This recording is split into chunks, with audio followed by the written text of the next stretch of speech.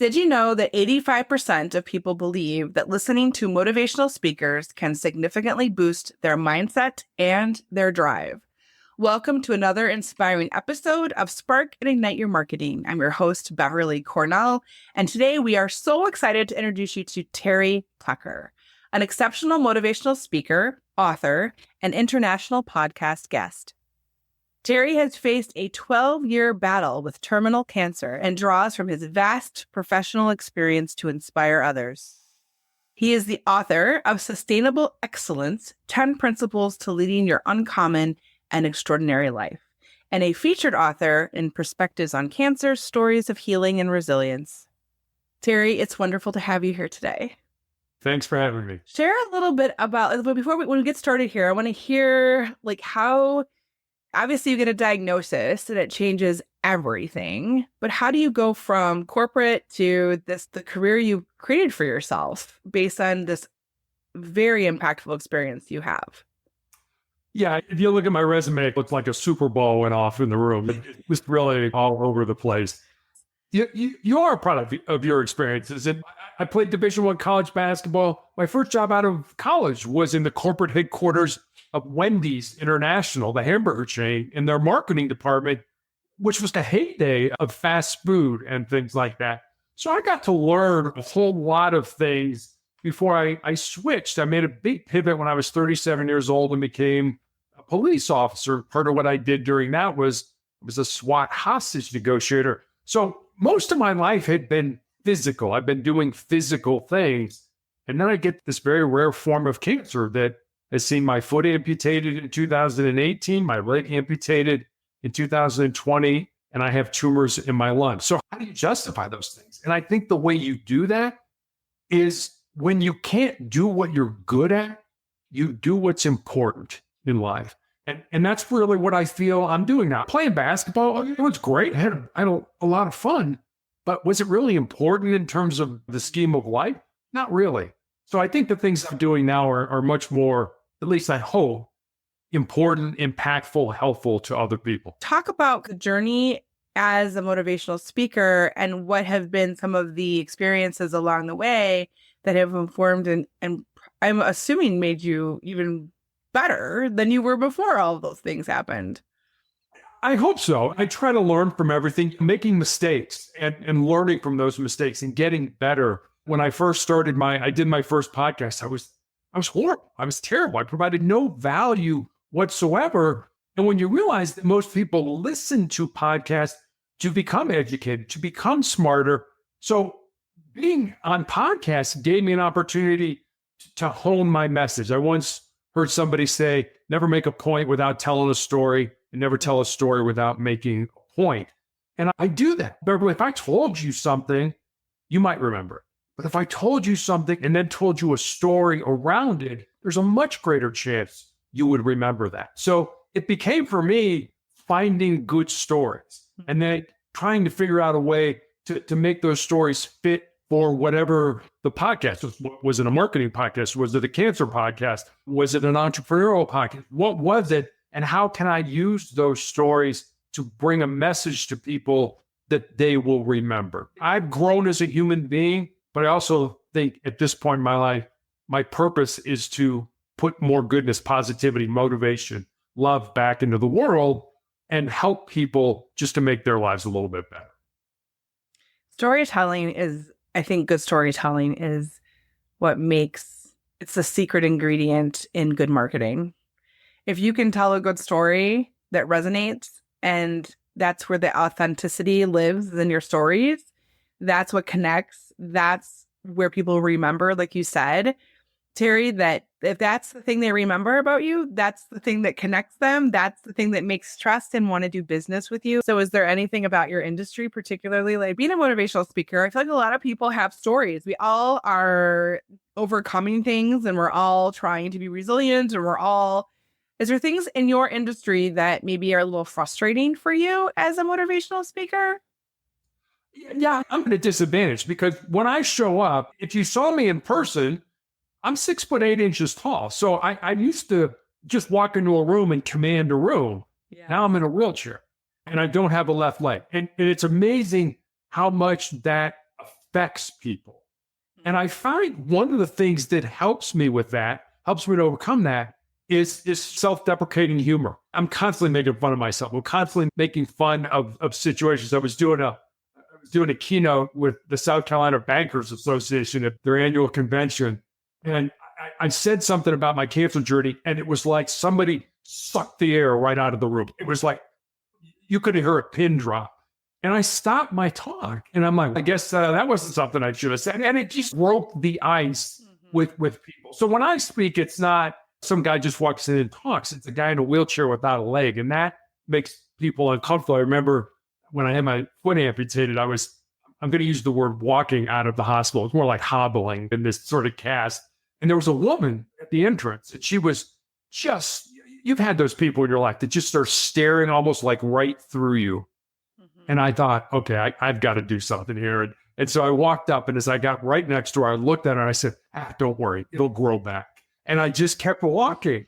And I turned around and looked over my shoulder, and she had this look on her face like, is this guy like a salamander or something like that? It was just, you have to use what worked for you. And humor works for me. I love telling jokes and things like that. And I think that just puts people at ease for me, given my situation, that I'm a little bit, I'll use the word different when I come in to make a speech.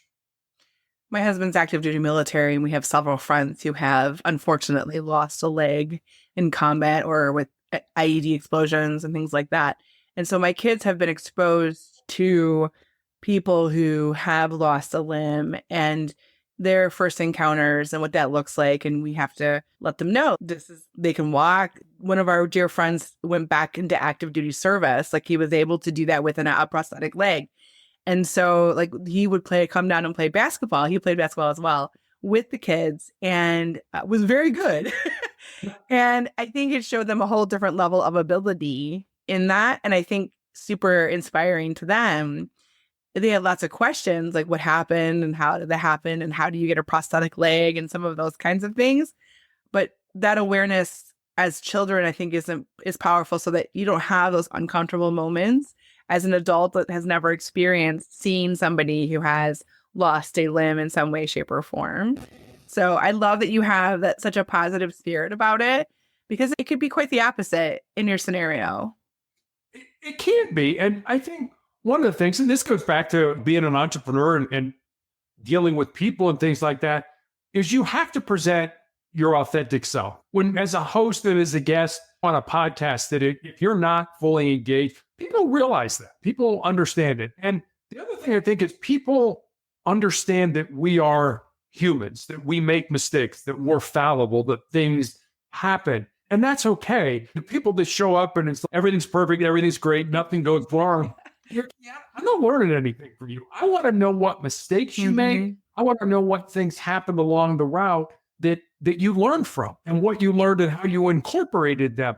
So I think that authenticity, that whether you're an entrepreneur, whether you're starting your own business, whether you're doing a podcast as a guest or a host, you have to be authentic. So here I am, warts and all. You may agree with stuff that I say, you may not, but this is me. And hopefully people will learn from the things that we've experienced. Being really honest and genuine is, I think, the route for sure. So who are your clients and what problems do you solve for them? I ask that question for my entrepreneurs, but as a motivational speaker, I got to believe it's a little bit different. It is. And I'll talk to anybody. Unfortunately, having told you what I've been through, traveling is incredibly difficult for me. And that's why I enjoy podcasting as a guest, because I can talk to somebody in China or Taiwan or India or New Zealand and have the experience without having to try to get there.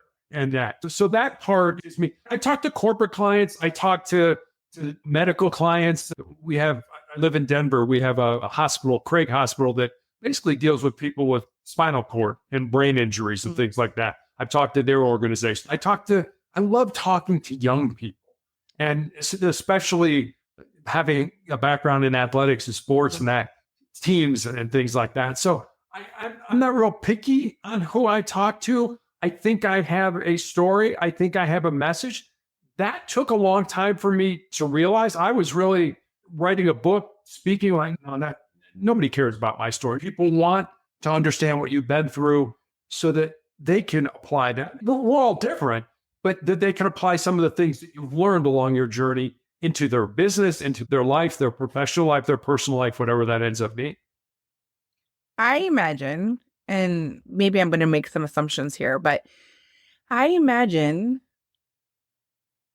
being diagnosed with cancer, terminal cancer, losing a limb, losing a leg, that's all loss. And when you talk about loss, there's like the 5 stages of grief. How do you go from being angry and sad to I want to help others? I think you go through those. And I did. When I was first diagnosed back in 2012, I was told I'd be dead in 10 years or in 2 years. They didn't have anything for me. And I said, okay, you gave me a death sentence. Wow. How can I try to turn that death sentence into a life sentence? And I absolutely experienced those stages. First, it was denial. I can't possibly have cancer. I've done everything right in my life. And then there was the anger. I can't possibly have cancer. I've done everything right in my life. And then there was bargaining with God. Our daughter was in high school at the time. And it was, look, God, just let me live long enough to see her graduate from high school. And then I absolutely got down, got depressed, felt sorry for myself. And then I got to a point where it was like, this sucks, but I'm going to have to embrace the suck. I'm going to have to play this hand, these cards to the best of my ability. And I turned it into something positive. And I am the biggest whip in the world. So if I can do it, anybody who I deal with, I talk with, I have an experience with, I always tell them, you can do it too. I promise you, you can do it. Because pain is inevitable in our lives. Suffering's optional. Suffering's what you do with that pain. Do you use it to make you stronger and more resilient? Or do you wallow in it and feel sorry for yourself and want others to feel sorry for you?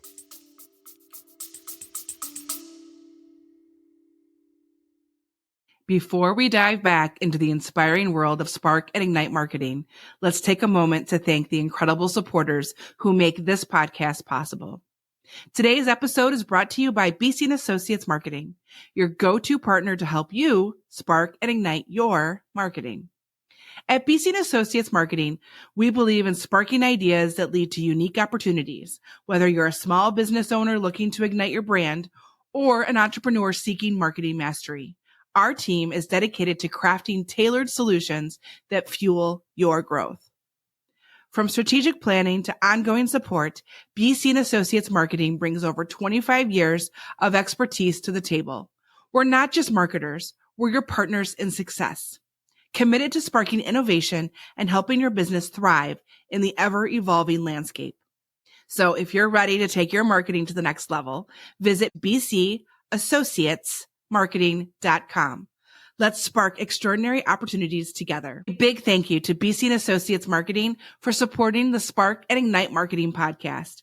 Now, let's get back to the show and continue sparking those ideas. I don't think grief is linear, and I don't think grief stops. I think we learn to live with the grief, whatever that looks like for people. How do you inspire yourself? How do you feed your soul? How do you keep yourself motivated? Yeah, so I use what I call my 3 Fs, which are faith, family, and friends. I have a very strong faith in God. And it's funny, I was supposed to be dead 10 years ago, but yet I'm still here. And I remember when I had these tumors in my lungs, had my leg amputated, my doctor showed me my CAT scan. And I have no medical background. I don't know how to read a CAT scan, but you can look at it and be like, oh, that doesn't look like it's supposed to be there. And I had these big tumors in my lungs. I had fluid all around the pleural spaces. And I remember looking at my oncologist and saying, how was I alive? And Beverly, I will never forget this. He put his head down, he shook his head no, and then he looked up at me and he said, I don't know because you shouldn't have been. Mm-hmm. Which said to me, God's not done with me. When I die, where I die, how I die, way above my pay grade. So don't spend a lot of time worrying about the dying part, spending more time focusing on the living part. And then my family, it's my wife and daughter and I. And when I had my leg amputated, my doctor wanted to start me on chemotherapy. And I said to him, is it going to save my life? Yeah, probably not, but it might buy you some more time. And I said, if the outcome is going to be the same, I don't think I want to do this. But I'll go home and ask my family. We'll talk about it. So I go home and I start telling my wife and daughter what's going on. And my daughter's immediately, all right, we did family meeting. I'm like, family meeting? There's three of us. It's not like we got a board here or something like that. And so we sit around the kitchen table and individually talk about how everybody feels about me having chemotherapy. And then my daughter's like, all right, let's take a vote. How many people want dad to have chemotherapy? And my wife and daughter raised their hand. I'm like, wait a minute. Am I getting outvoted for something that I don't want to do? But I remembered when I was in the police academy, our defensive tactics instructor used to have us bring a photograph of the people we loved the most to class. And as we were learning different techniques to defend ourselves, we were to look at that photograph because he reasoned you will fight harder for the people you love than you will fight for yourself. So I took chemo, not because I wanted to, but because my wife and daughter wanted me to. And it ended up being the bridge that got me to the drug I'm on now. So it was the right thing to do. And then finally, my friends. And Beverly, I don't know how you are, but there were people in my life that I was 100% sure that if something tragic like cancer happened, that they would be there. They would never leave. That when I was diagnosed at 51, were like, Terry, I can't deal with this. I can't deal with knowing that you're dying. And then there were people who I never expected to be there, who have never left me in the 12 years that I've been doing this. So faith, family, and friends is really what kind of energizes my soul. I think as an entrepreneur, those are all important things too. I think you need your faith that this is what you're supposed to be doing and where you're supposed to go and that you're in the right place to help the right people. I think your family needs to be supportive and you need to have the right reasons for doing what you're doing. And I think family or friends, you need people who you can sometimes complain to, sometimes celebrate with, whatever that looks like in your journey as a human or as an entrepreneur. You need those things to have a really well-rounded life that matters at the end of the day. You do. You win with people. You don't win by yourself. You don't do anything in the abstract. You look at golf or tennis players and you're like, okay, entrepreneurs in their own way. But there's people, all kinds of people behind the scenes helping them do the things they do. It's the same thing as an entrepreneur. You're going to fail. You're going to make mistakes. I'll tell you a quick story. So Jesse Itzler used to be part owner of the Atlanta Hawks in the National Basketball Association. And his wife is Sarah Blakely, who started the Spanx. Company Spanx. Yeah, the women's undergarment company. And he tells the story. He said she started that company with one prototype and $5,000. And the point he was making was if she would have waited until she understood the marketing, the finance, the distribution, the HR, and all that stuff, he said, I guarantee you somebody else would have come up with that idea and run with it. And the point of what he's trying to say is wherever you are, just start. If you're an entrepreneur, I want to start this business, just start. Figure it out as you go along. Understand that getting to the top of the mountain or the end of the rainbow is great, but life is all the stuff in between, all the things you learn, all the things you overcome, all the adversity that you face, all the people, the ups and downs. That's where life is all about. Everybody thinks life starts when I get to the end of the rainbow. It doesn't. It starts along the journey to get to the end of the rainbow. It's the little tiny moments actually that matter far more than the big moments. So those are great. Don't get me wrong. I like the big moments, but it's the people, it's the experiences. It's little things like being able to take my child to try new things and experience it with them. I think it just gives me a different perspective entirely. The people who are supposed to be there for you will be there for you. And I'm glad that you have people who surprised you and have been on your journey with you, no matter what you're going through. Because it's not always pretty, for sure. So they used to have a phrase called memento mori, which is remember death. Remember that you're going to die. Yeah. And it was a daily thing for them. It wasn't like Western culture where we don't talk about death. No, it helped them to live more fully. And I think that's important as an entrepreneur. And I'll just leave you with this. You talked before about how you've got to have people in your corner as an entrepreneur. You've got to have people that are supporting you and helping you along the way. You also have to realize, and I think you realize this as somebody who's a parent, if you have a child, 80% of the time that you will spend with your child in their entire life and your entire life is over by the time they're 18 years old. Yeah. And 90% by the time they're 21 years old. So understand you've got to balance that. Okay. The business needs my attention, Yes. but so does my child. So Yeah. understand in life what's important to you and where you want to put that emphasis. With my team, I just recently did an exercise where I made them write their eulogy. Mm. And I have a very young team. And I said, now who do you need to become? And what do you need to do differently, intentionally, to become the person who's in your eulogy? And you can create the life that you want. You have so much power in this business. This business can serve your life. This business can do so much for you. But you have to be very intentional with your time and where you spend your energy and all of the things to make that particular legacy yours, the eulogy. And very powerful training opportunity for them. But that's something that's very near and dear to my heart, Terry, that you're talking about, because I live my life with intention and experiencing life. And I love what I do. I love my work. I love talking to people like you on my podcast. I'm so freaking inspired and excited and all the things that people can bring to you. But I did this intentionally. I created a podcast to connect with people who would inspire me, to grow my network in a way that was very strategic and with the kinds of people I wanted to have surround me. And that is something that anybody has the power to do as part of their business.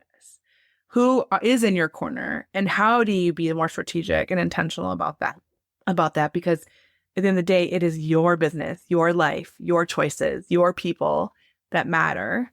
And choosing that. I love the idea that you had a picture of your wife and child.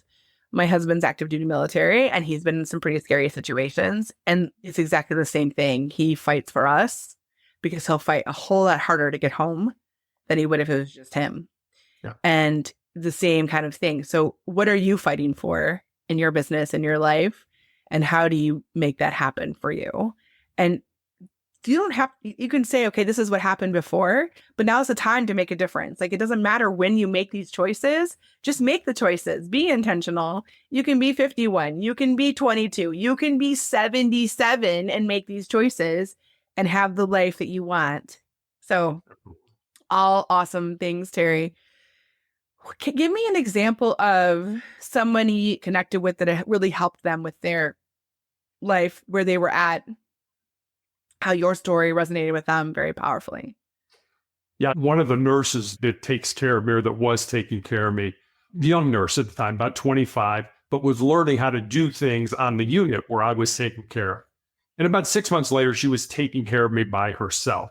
And she came into my room and she said, Terry, I've got a story I want to tell you, but I'm a little uncomfortable telling it to you. And I didn't know how to respond to that. I was like, I hope you decide you want to tell that story to me. So in and out for the next couple hours, and then finally comes in, sits down. She's like, all right, here's the story. She said, when I first met you, I was going to get out of nursing. I had a very good friend of mine die. I was in a very dark place. I talked to my family. I was going to quit nursing. I was going to go to work for Amazon. And she said, and then I met you. And she said, and I see what you go through, how I have a really bad reaction to my medication. And I see everything you went through. And then I went back in the file and I read your history of what you've been through cancer. And she said, when I finished reading your story, I knew I was where I was supposed to be. Now, Beverly, if she would have never told me that story, I would have had no idea that my life had had a positive impact on her.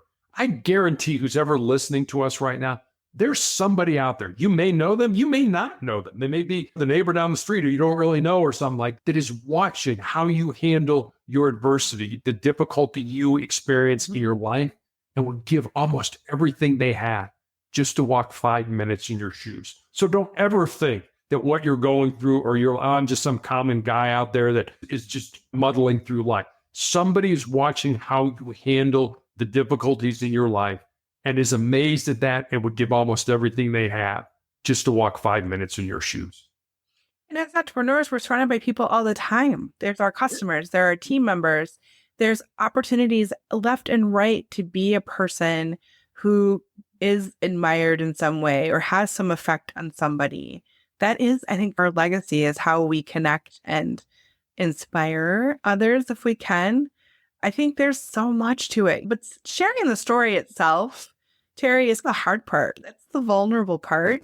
because it's not always pretty and it can get actually ugly and hard. And a lot of people don't like the hard part. They like to see the coming through, but not the actual, like the grit part that was really hard to get over. But yeah, you're right. Like those are the moments that matter. I said on my last podcast, I think it was a podcast before, and I'll repeat it to my listeners, but if there is someone who has inspired you and you have not told them, take a moment to please call them, write them, tell them, because it can make the difference for that person. They may be struggling and need the affirmation that they are making a difference in some way, shape, or form. And it could be the difference for them. It could inspire them. It could help push them past an obstacle and help them create something even more extraordinary, whatever that looks like for them. Don't be stingy or greedy with don't be secretive about the fact that somebody has positively impacted your life in some way, shape, or form. Those Absolutely. moments are really powerful. I have a lightning round, Terry. I love letting you around. They're great. I would imagine that being a motivational speaker and being that friends are so important to you, how have you created and maintained lasting connections on your journey? So this is one of my nurses who used to be a hospice nurse. And for those of your audience who don't understand about hospice care, it's people who take care of others at the end of their life. And she gave me this book to read. It's called Imagine Heaven. And it's about people who had near-death experiences. A lot of interesting things in the book. But one of the big things I pulled out of it was no matter who the person having that near-death experience saw, whether it was Jesus or an angel or a saint or their family member or friend, whoever it is, almost everybody got asked one question. And that question was, how do you treat my people? Which I'll stay away from the Bible, a situation of it, but basically, how do we treat each other? We're all God's children. How do we treat each other? And I've been asked many times, how do you want to be remembered? What I want today is just what you talked about, that connection, that relationship with other human beings. I think if COVID taught us anything, it's how much we need each other. We're not good when we're separate. We're not good when we're by ourselves. During COVID, alcoholism rates went up, drug abuse rates went up, violence rates went up. It's that relationship we have with each other. And especially as you're an entrepreneur, you cannot do it by yourself. You need other people, whether it's your family, your friends, it's suppliers, whoever it ends up being in your life. You need those people. Develop those relationships, be genuine, be a person of service. And I can promise you the world is your oyster. You can do anything you want. If Motivational Check, which is the name of your company, had a voice, what word or emotion do you think would most strongly resonate from its core? Grit. Do you think grit can be taught? Yes. I think grit is taught. I think grit is caught, not taught. Oh, interesting. So you're going to watch somebody and you're going to be like, oh, I really like the way she handled it, or I really like the way she dealt with that. And then you're going to watch somebody else and it's going to be like, no, I don't think he did a very good job on that, or I don't think he's real resilient or whatever. You're not going to read a book and say, hey, I'm a person of grit. Mm-hmm. No, you're going to experience life, watch how people handle certain things. And I think grit is one of those things that you can see people who have it. You can also see people who don't have it. It's caught. So dive into all the wisdom from business and basketball and sports and the hospital and all the moments. What is one book or podcast or entrepreneur that has left an indelible mark on your journey? So this book called Legacy. Okay. It's written by a man by the name of James Kerr, and he embedded with the New Zealand national rugby team, which by most accounts is the most successful sports franchise in any sport in any country of all times. And the stuff that goes on that he talks about in there, I know in my life, as I've interviewed for jobs, you're like, okay, to do all the research, I've got to have an answer to every single question. And the New Zealand national rugby team is called the All Blacks because their uniforms are all black. And when they're bringing a player or a coach onto the team, certainly capability, your ability to play rugby or to coach rugby is important. What they understand is that they don't expect you to have all the answers, but what they expect you to do is to work within the team to come up with the answers. And again, going back to being an entrepreneur, you've got a team. Whoever that team is, you may be a single person entrepreneur, but there's a team around you. understand that those teams, they have answers, and you need to ask questions. You need to ask the right questions, and you need to engage. But it was a book I couldn't put down. It's about sports, but it so much applies to being an entrepreneur and to being just great information about living a great life. What is one unconventional tool or app that has become your secret weapon? I would say it's prayer. I spend about an hour and a half every day in prayer. I've met so many people along my journey with cancer or business or things like that, that I pray for those people. They ask me to, and I ask them to pray for me as well. And so prayer, I think, is an incredibly underrated attribute that we can all use to bring in a force that's much bigger and has a much more world view of things than possibly we have. How do you keep your entrepreneurial spirit alive, and what do you feed it? I feed it with connection. Like you, I guest on podcasts for the same reason that you host a podcast, because I get to meet people. I get to understand what makes them tick. When I read a tremendous amount, and what I usually read are biographies or autobiographies, because I like to understand what makes people tick. Why did they do what they did at that particular moment in time and things like that? And just try to get inside of people's heads. So how do you maintain a sense of purpose and clarity amongst the chaos that we exist in this world? Time is incredibly important to me. I'm not supposed to be here right now. So I'm very cautious of how I use my time. I think for entrepreneurs, it's important to learn a 2-letter word, and that word is no. You have to say no to people. You want to help, you want to get involved, but you've got to prioritize your time. There's only 24 hours of the day. You have to learn how to say no to people, or at least say not now, maybe in a year or maybe in 2 years or something like that. And you don't have to do it in I'm a jerk way. You can just say, look, I'm sorry, I just don't have the time right now. Thank you very much for asking me, but I'm going to have to say no. We all want to say yes. I want to get involved in everything. And then you realize I'm not giving anything my undivided attention, and I'm not good at any one thing. So understand that you need to say no from time to time. This is such a powerful concept, I think, especially for entrepreneurs. And recently for myself, after 12 years of having a business, of saying yes, and then being completely stressed out and honestly not doing very good of a job at anything because I was so spread thin. I was successful, but I wasn't loving it, and I wasn't as good as I could have been. And then taking the time to say, what do I really want to say yes to? What lights my fire? What is the thing that I'm really passionate about and I am amazing at? What is my gift? Really, truly my gift. And how can I share that better and more efficiently, but yet also in a way that is authentic to everybody in the situation, myself and to my customer, my client, and my team, and all the people that are involved in the business in some way, shape, or form. And once I made that choice, once I decided the business, I was an unplanned entrepreneur, Terry, so I didn't have a big business plan. And I essentially started my business to take my show on the road because I had married an active duty Army fella, and our lives was very transient and mobile. Every 3 years we had to move. And I knew that it was really hard to keep a career if I did not create my own career. And I wasn't like this diehard entrepreneur. I had to learn a lot of things the hard way and make a lot of mistakes. And my business grew through word of mouth. And because of that, I said yes to a lot of things that didn't really feel good, but I wanted to help people. Like you said, you want to help everybody. And I got to a place where I was essentially burnt out. And then I started resenting my clients. And that's not a good place to be ever. And I took the time and I said, this is what matters. And now with that, instead of waking up at 3 a.m. being stressed out, I wake up at 3 a.m. and I'm so excited about what's going to happen. It changes everything for you. And I don't have a problem now saying no, because I just know that's not how I'll ever want to feel again.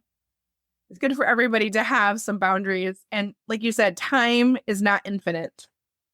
It is very precious. And where we spend our time matters. So one kind of fun question, if motivational tech was an animal, what animal would it be and why? I hope to God it would be a lion. The would just, you asked me about what I thought was the one word that would describe motivational check. I'd said grit. And I think that's what lions do. Lions won't eat another kill of something else. Lions won't eat dead animals. They will hunt and eat the animals that they kill. They won't eat somebody else's. So I like that. I'm going to do this for me and my family and my friends and my community and things like your pride. Yeah, my pride. Exactly. I'm going to take care of that. And so I would hope it would be a lion. So fun. And that's the end of the lightning round. But I want to take a minute and look backward to look forward. So with looking back, is there a piece of advice that when you were 18 years old, before you played basketball, before you worked for Wendy's, before you were diagnosed with terminal cancer, what piece of advice would you give yourself, 18-year-old Terry, that could have saved you a lot of heartache and headache along the way? So there's a very famous writer by the name of Ernest Hemingway, who wrote a lot of interesting things, but he wrote a book called Farewell to Arms, which is about his experience as an ambulance driver during World War I. And there's a line in that book, and I share this line, and I use this line in my own life. And the line is this: life breaks everyone, and afterward, many are stronger at the broken places. Understand that I don't care who you are. Life is going to break you. It's going to beat you to your knees. Somebody's going to die that's close to you. You're going to unexpectedly lose your job or your business. Find out you have a chronic or a terminal illness, and life will beat you to your knees. But if you can respond, if you can recover, if you can be more resilient, just like you break your arm, they put it in a cast, the arm heals. Where that break was will be stronger than the rest of the arm. That applies to you as a human being too. I wish I would have known that. I wish I would have applied that when I was 18 years old. What practical advice would you give to somebody who's starting a business or is in a business and maybe feels a little uninspired that they could do today that could help them maybe feel a little bit better about things? A lot of times when we go through our lives, we put these arbitrary sort of markers out there. Okay, by the time I'm 25 years old, I want to have my own business. I want to make it $500,000 a year. And by the time I'm 32, I want to be in a relationship and I want to have a kid. And those arbitrary markers come and we're like, okay, I'm not there. I'm not where I'm supposed to be. And we get down, oh, it's never going to happen. I think if you look at life more in terms of decades, so when you're in your 20s, do everything that interests you, or even things that don't interest you. Find out, oh, I really love doing that. Make mistakes, mess things up, do all that in your 20s. And then in your 30s, find those 2 or 3 things that you can dig into, that you've learned in your 20s. And then in your 40s, when you're older, you have more experience, you're more established, you understand how kind of life works, find that one thing and dig into that. And then in your 50s and your 60s, you can reap the benefits of what you did in your 20s, 30s, and 40s. So I think if you look at life in terms of decades, instead of single events, I've got to be by 25, I've got to be why 25? Why did you decide that? I don't know. I just picked it. And so many, especially younger people, do that and then get down and feel depressed and it's not going the way. Look at your life in decades. Look at the bigger picture of your life instead of those narrow, small individual events. Good advice. Before we go, Terry, where can our listeners learn more about what you do and your latest projects and your book?